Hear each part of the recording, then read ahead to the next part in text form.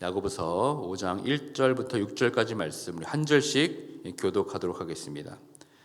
들으라 부한자들아, 너에게 임할 고생으로 말미암아 울고 통곡하라. 너희 재물은 썩었고 너희 옷은 좀 먹었으며 너희 금과 은은 녹이 슬었으니 이 녹이 너희에게 증거가 되며 불같이 너희 살을 먹으리라. 너희가 말세의 재물을 쌓았도다. 보라, 너희 밭에서 추수한 품꾼에게 주지 아니한 싹시 소리 지르며 그 추수한 자의 우는 소리가 만군의 주의 귀에 들렸느니라. 너희가 땅에서 사치하고 방종하여 살육의 날에 너희 마음을 살찌게 하였도다.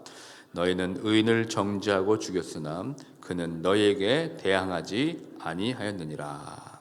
아멘. 오늘 이 시간에는 부한 자들을 부러워하지 마라 라는 제목으로 말씀을 전하도록 하겠습니다. 지난주에는 믿는 사람 가운데 부한 자들을 향한 말씀이었다면 오늘 말씀은 믿지 않는 이 세상에 속한 부한 자들을 향한 경고의 말씀입니다. 지난주의 말씀이 믿는 사람 가운데 갑자기 부자가 돼서 부를 누리는 사람에게 어떤 약간의 경고만 주는 말씀이었다면 오늘의 말씀은 그렇지 않습니다. 그보다 더 훨씬 강력하고 강렬합니다. 벌써 야고보가 이들을 부를 때 어조가 다릅니다. 이들을 부를 때 여러분 어떻게 부릅니까? 형제들, 너희들 이렇게 부르지 않습니다. 5장 1절에 보면 어떻게 부르고 있습니까? 부한 자들이여 라고 부르고 있습니다. 이 부한 자들이란 누구입니까? 이들은 주로 땅을 많이 가지고 있었고 이 소작농을 고용해서 세를 받는 이 농업계통의 대지주를 말하는 겁니다. 오늘 본문 5절의 말씀처럼 이들은 세상 속에서 재물을 모으고 그것을 자랑하고 사치하며 방종하는 자들입니다. 이런 자들의 특징이 있다면 그것은 갈등이 이런 사람들에게는 없습니다. 오직 세상만 사랑하기 때문에 이들은 갈등이라는 것이 없습니다. 그런 모습 덕에 이들은 혼돈도 없고 두 마음으로 나눠지지도 않았습니다.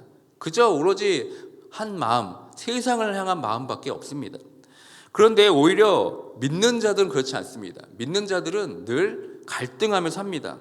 왜 그렇습니까? 하나님도 사랑하고 이 세상도 사랑하기 때문에 그렇습니다. 하나님과 세상 사이에 늘 나눠지는 두 마음 때문에 늘 갈등하며 살아가게 됩니다. 그러나 세상에 속한 부한 자들은 세속적이고 또 불의한 일에 대해 그렇게 양심에 어떤 갈등도 없습니다. 그러다 보니까 어떻게 됩니까? 자신들에게 곧 임박하게 될 그 종말도 알지 못하게 됩니다. 이것을 야고보는 5장 1절에서 이렇게 말합니다. 다 함께 5장 1절의 말씀을 함께 읽도록 하겠습니다. 들으라 부한 자들아, 너희에게 임할 고생으로 말미암아 울고 통곡하라. 이 부한 자들에게 임할 고생이 무엇입니까? 이 고생의 헬라 원문의 뜻을 살펴보면 비참함, 비탄, 괴로움을 뜻합니다. 그러니까 부한 자들에게 아주 큰 시련이 기다리고 있음을 오늘 본문을 통해서 말씀하고 있습니다. 그것이 무엇입니까? 마지막 임하게 될 하나님의 그 심판의 날이라는 겁니다. 그런데 이 부한 자들은 이 사실을 알지 못합니다. 그저 자기의 재물을 쌓기 위해서 혈안이 되어 있고 그 재물의 부를 최고의 가치로 여기며 웃고 즐거워하며 이 세상을 살아가고 있습니다. 지금 이런 자들에게 야고보는 일침을 놓는 겁니다. 그것이 무엇입니까? 울고 통곡하라는 겁니다. 너에게 임할 고생, 즉 마지막에 맞게 될 하나님의 심판이 곧 오기 때문에 지금 당장이라도 울고 통곡하라고 말하고 있습니다. 다시 말해 회개하라고 지금 말씀하고 있는 겁니다.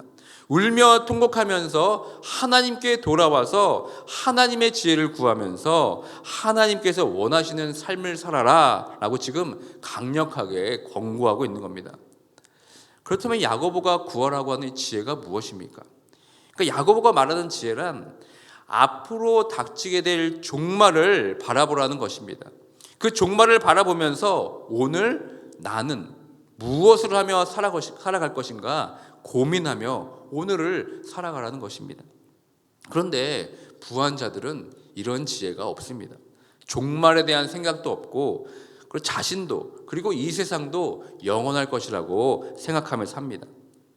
무엇보다 그들이 종말을 생각하지 않는 이유가 있다면 그것은 그들 생각과 마음속에 하나님에 대한 자리가 없기 때문에 그렇습니다. 하나님을 생각하고 하나님을 의식조차 하지 않습니다. 하나님 두기를 싫어합니다. 이것이 가장 큰 문제입니다. 하나님을 내 마음 가운데 두지 않는 것이 정말 교만 중에 최고의 교만입니다. 하나님의 지혜는 종말에 있다는 것을 기억하며 오늘을 사는 것인데 이들은 이런 지혜가 없습니다. 스스로 지혜 있다고 여기며 삽니다. 이런 부한자들은 결국 나중에 심판대 앞에서 통곡할 일만 남았다는 겁니다.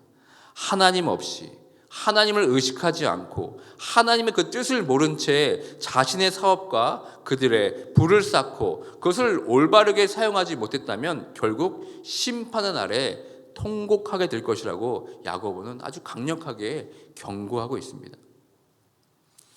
이들의 삶의 특징은 하나님도 마음에 두지 않고 그렇기 때문에 하나님께서 도우라고 허락하신 가난한 이웃도 있고 자신의 배만 채우며 살아갑니다. 사치와 방탕의 삶으로 자신을 뽐내고 살아가고 있습니다. 오히려 이 부를 자랑하며 즐겁고 행복하게 웃으며 이 땅을 살아가고 있습니다. 그러니까 통곡할 일도 없는 겁니다. 그런데 야고보는 어떻게 경고합니까? 종말의 심판대 앞에 서서 하나님의 심판으로 인해 울고 통곡할 것이라고 지금 말씀하고 있습니다. 그런데 여기서 우리가 주목해야 될 점이 있습니다. 이 야고보의 이런 경고의 메시지를 이 부한자들이, 그러니까 정작 들어야 할 이 말씀의 대상인 부한자들이 들으리 만무하다는 겁니다. 왜냐하면 지금 교회 안에 이런 부한자들이 별로 없기 때문에 그렇습니다. 그렇다면 여러분, 이 말씀을 지금 누구에게 지금 하고 있는 겁니까? 이런 세상의 부한자들을 부러워하고 세상으로 다름질치는 이 흩어진 교회의 성도들에게 이 말씀을 하고 있다는 점입니다. 하나님을 사랑하는 그 전심의 마음에서 이 부한자들을 주목하고 이 부한자들이 칭송받는 이 세상을 사랑하는 그 두 마음 가운데 써 있는 이 교회의 성도들에게 지금 야고보는 지금 말씀하고 있는 겁니다. 지금은 웃고 즐기며 이 세상에서 자기 배 채우며 살아가는 부한자들이 나중에 울고 통곡하게 될 그 심판을 너희가 진정으로 안다면 과연 그들을 부러워하겠는가? 이것이 바로 오늘 야고보가 전하고자 하는 핵심의 메시지입니다. 그러니까 종말을 모르고 이 세상에서 배부르게 살다가 심판당에 통곡할 그들로 인해 두 마음으로 나눠지는 성도들을 보면서 지금 야고보는 분노하고 있는 겁니다. 그러니까 부한자들을 부러워하지 마라. 너희가 그들이 당할 종말의 심판을 안다면 과연 너희가 하나님을 버리고 그들의 불을 쫓아가겠느냐라는 말씀이 바로 오늘 본문의 메시지입니다. 계속해서 야고보는 부한자들이 누리고 있는 재물에 대해서 이렇게 평가하고 있습니다. 2절과 3절의 말씀을 우리 함께 읽도록 하겠습니다. 너의 재물은 썩었고 너의 옷은 좀 먹었으며 너의 금과 은은 녹이 슬었으니 이 녹이 너에게 증거가 되며 불같이 너희 살을 먹으리라. 너희가 말세에 재물을 쌓았도다. 그러니까 지금은 그들이 자랑하는 모든 것들이 화려하고 멋있게 보일지라도 그들의 재물은 이미 썩었다는 겁니다. 그리고 옷도 좀이 다 쓸어버렸습니다. 그리고 금과 은도 마찬가지입니다. 여러분, 금과 은이 무엇입니까? 변하지 않는 대표적인 이 귀금속이 아닙니까? 영원할 것 같았던 그 재물이 지금 녹이 슬어서 결코 영원하지 않다는 것을 지금 말하고 있습니다. 그들이 가지고 있는 모든 것들이 좀이 먹고 썩은 것이라고 지금 말하고 있습니다. 그런데 우리는 여기서 약간 헷갈릴 수가 있습니다. 그렇다면 이 세상에서 부를 쌓으면 안 되는 것입니까? 저축도 죄가 되는 겁니까? 그렇지 않습니다. 여기서 우리는 쌓았다라는 이 함축적인 의미를 파악하는 것이 중요합니다. 부한자들이 쌓았다라고 하는 것은 하늘에 쌓은 것이 아니라 지금 땅에 쌓았다는 것입니다. 예수님께서 이에 대해 마태복음 6장 19절부터 20절에서 이렇게 말씀하셨습니다. 제가 읽어드리겠습니다. 너희를 위하여 보물을 땅에 쌓아두지 말라. 거기는 좀과 동록이 해하며 도둑이 구멍을 뚫고 도둑질하느니라. 오직 너희를 위하여 보물을 하늘에 쌓아두라. 거기는 좀이나 동록이 해하지 못하며 도둑이 구멍을 뚫지도 못하고 도둑질도 못하느니라. 그러니까 예수님께서는 사람이 자신을 위하여 재물을 땅에 쌓아두는 것은 어리석은 일이라고 지금 말씀하는 겁니다. 왜냐하면 거기에는 좀과 동록이 해하며 도적이 구멍을 뚫고 도적질하는 것이기 때문에 그렇습니다. 그렇기 때문에 사람은 자신을 위하여 재물을 땅이 아닌 하늘에 쌓아 두어야 한다고 지금 말씀하는 것입니다. 그런데 여러분, 하늘에 재물을 쌓아두는 것은 어떤 의미입니까? 이 하늘에 쌓는다는 것은 자신의 재물을 가난한 이웃을 위해 너그럽게 사용하라는 의미입니다. 교회 밖에서 예수 그리스도를 알지 못하고 특히 가난하고 먹을 것도 없고 헐벗은 이웃들을 위해 그 재물을 사용하라는 것입니다. 이것이 바로 하늘에 쌓아둔다는 의미입니다. 그런 이웃을 위해 사용하지 않고 땅에 쌓아두는 것은 어리석은 일이라고 지금 예수님께서 말씀하는 겁니다. 세속적인 부자들은 지금 하나님을 잊었습니다. 그렇기 때문에 종말도 잊었습니다. 그리고 또 무엇을 잊었습니까? 바로 우리의 이웃을 잊었습니다. 그렇기 때문에 재물을 하늘에 쌓지 않고 자신만을 위해서 땅에 쌓아두고 있는 겁니다. 계속해서 야고보는 또 무엇을 고발하고 있습니까? 4절의 말씀을 우리 함께 읽도록 하겠습니다. 보라, 너희 밭에서 추수한 품꾼에게 주지 아니한 싹이 소리 지르며 그 추수한 자의 우는 소리가 만군의 주의 귀에 들렸느니라. 이 말씀을 잘 살펴보면 지금 누가 소리치고 있습니까? 추수한 품꾼입니까? 아니면 그 싹이 소리 지르고 있다고 얘기하고 있습니까? 지금 품꾼들이 소리 지르는 것이 아니라 그 싹이 소리 지르고 있다고 말씀하고 있습니다. 왜 그렇습니까? 왜냐하면 그들은 지금 힘이 없습니다. 대지주들의 잘못된 횡포와 그것 때문에 그들은 입을 열 수가 없습니다. 사회적 약자로서 모든 면이 지금 불리합니다. 대지주들에게 땅을 빌려야만 했고 가뭄이나 홍수에 소출이 적으면 또 대지주에게 가서 식량도 꺼야 했습니다.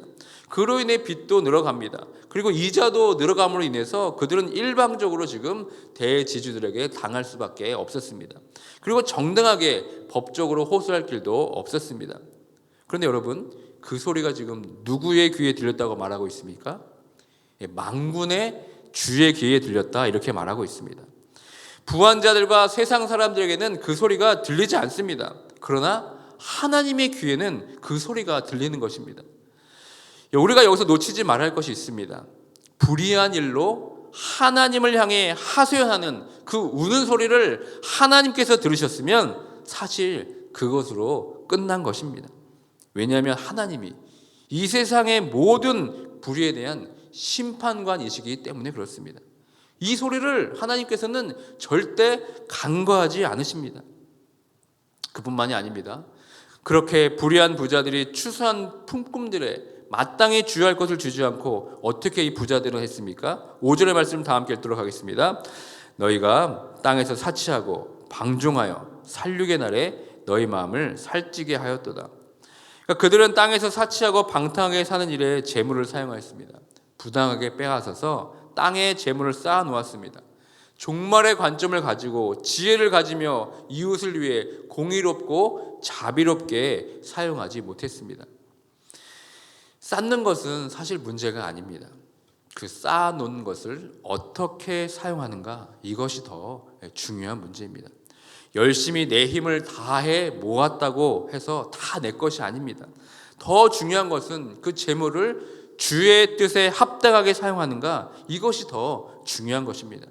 만약 그렇지 않다면 살육의 날에 자신들의 살을 찌우게 된다고 지금 말씀하고 있습니다. 살육의 날에 자신들의 살을 찌운다는 것은 무엇을 의미하는 것이겠습니까? 이 살육의 날은 원수들을 도살하는 날입니다. 여호와의 칼이 춤추는 날이 바로 살육의 날입니다. 여호와께서 대적들에게 원수를 갚는 날이 바로 이 살육의 날인데, 지금 이 살육의 날에 도살된다는 것은 바로 불의한 부자들을 지금 말하고 있는 겁니다. 고통받는 이웃들에게 귀를 막고 자신들의 그 사치와 방탕에 몰두해서 자신의 마음을 살찌게 된 것을 지금 말하고 있는 겁니다. 그렇기 때문에 그들의 마음은 둔해졌습니다. 마음이 둔해졌기 때문에 다가오는 종말의 심판, 그리고 하나님의 뜻, 그리고 마지막 이웃의 고통에 대해 양심이 완전히 마비된 것을 지금 비유적으로 표현하고 있는 겁니다. 그러면서 어떻게 선언하고 있습니까? 다 함께 6절의 말씀을 함께 읽도록 하겠습니다. 너희는 의인을 정죄하고 죽였으나 그는 너희에게 대항하지 아니하였느니라. 불의한 부자들은 하나님의 뜻을 거스리고 그것도 모자라서 결국은 의인들까지 죽이게 됩니다. 그러니까 불의한 부자들은 결국 죄의 싹스로 인해 사망에 이릅니다. 그런데 여러분, 그것이 끝이 아닙니다. 그들은 자신들의 어두움과 부패를 지적하는 그런 사람들도 죽이게 됩니다. 결국 자기도 죽이고 남도 죽는 것입니다. 그리고 도리어 의로운 자를 법정에 세워서 불의한 법으로 그들을 심판하고 그들을 정죄하고 죽이게 됩니다. 너희는 의인을 정죄하고 죽였으나, 이 표현을 통해서 우리는 누구를 떠오르게 됩니까? 억울하게 누명을 쓰여서 정죄당한 그 의로운 자가 누구입니까? 바로 예수 그리스도가 아니시겠습니까? 그런데 여러분, 그분의 반응은 무엇이었습니까? 6절 하반절에 보는 것처럼 그분은 불의한 자들에게 대항하지 않고 침묵으로 일관하셨습니다. 이사야서 53장 7절 말씀을 제가 읽겠습니다. 그가 곤욕을 당하여 괴로울 때에도 그의 입을 열지 아니하였으며 마치 도수장으로 끌려가는 어린 양과 털 깎는 자 앞에서 잠잠한 양같이 그의 입을 열지 아니하였도다. 지금 불의한 부자들의 행태가 이 불의한 법정에서 심판받고 죽으신 예수 그리스도의 한 범죄와 지금 동일하다고 야고보는 지금 역설하고 있는 겁니다. 불의한 부자들이 가난한 사람들, 고아와 과부들이 일한 돈을 부당하게 착취해서 자신의 배를 채우는 것은 마치 무고한 의인 대신 예수 그리스도를 십자가에 못 박는 것과 동일한 선상에 있다고 지금 고발하고 있는 것입니다. 여기서 6절 하반절의 말씀이 어떻게 말씀하고 있습니까? 그는 너희에게 대항하지 아니하였느니라. 그러니까 충분히 자신의 억울함을 토로하고 있고 항변할 수 있음에도 불구하고 예수 그리스도께서는 아무런 대항도 하지 아니하셨습니다. 왜 그러셨습니까? 예수님께서는 하나님께 모든 것을 맡겼기 때문에 그렇습니다. 하나님께서 억울한 자의 소리를 이미 들으셨고 불의한 자들의 행태를 이미 보셨고 결국 종말의 때에 하나님께서 심판하실 것을 아셨기 때문에 예수 그리스도는 그들에게 대항하지 않은 겁니다. 야고보는 이 말씀을 통해서 하나님의 백성들이 이 세상의 불의와 불의한 부자들에게 발생되는 고통과 그 억울한 상황을 어떻게 감당해야 할지를 지금 우리들에게 보여주고 있는 겁니다. 혹시 여러분 삶 가운데 이 세상의 부한자들로 인해서 그런 불의한 일들로 인해서 마음속으로 속상해하시고 가슴 아파하고 계신 분이 계십니까? 하나님께 모든 것을 맡기시길 바랍니다. 종말의 때에 하나님께서 다 갚아주시고 하나님의 뜻 가운데 심판하실 것을 믿고 여러분 하나님께 다 맡기시길 바랍니다. 하나님께서 여러분의 기도를 다 듣고 계십니다. 그 기도를 외면하지 않으십니다. 여러분께서 직접 대항하지 마시고 하나님께 기도로 모든 것을 다 맡기시길 바랍니다. 예수님께서 자신의 삶으로 보여주셨듯이 우리도 그 길을 그대로 걸어가면 됩니다. 왜냐하면 우리들은 그 예수 그리스도의 진리의 말씀으로 태어난 자들이기 때문에 그렇습니다. 그 말씀이 우리 심령 깊은 곳에 뿌리 박혀 있기 때문에 그렇습니다. 예수님께서 하나님께 모든 것을 맡기신 것처럼 우리도 하나님께 다 맡기면 됩니다. 그러므로 불의한 부자들의 행태를 우리는 부러워할 필요도 없습니다. 그리고 불의한 부자에 대해서 어떤 송사에 휘말려 있을지라도 예수님처럼 대항하지 마시고 종말에 심판하실 그 하나님께 모든 것을 맡기고 하나님께 나아가기만 하면 됩니다.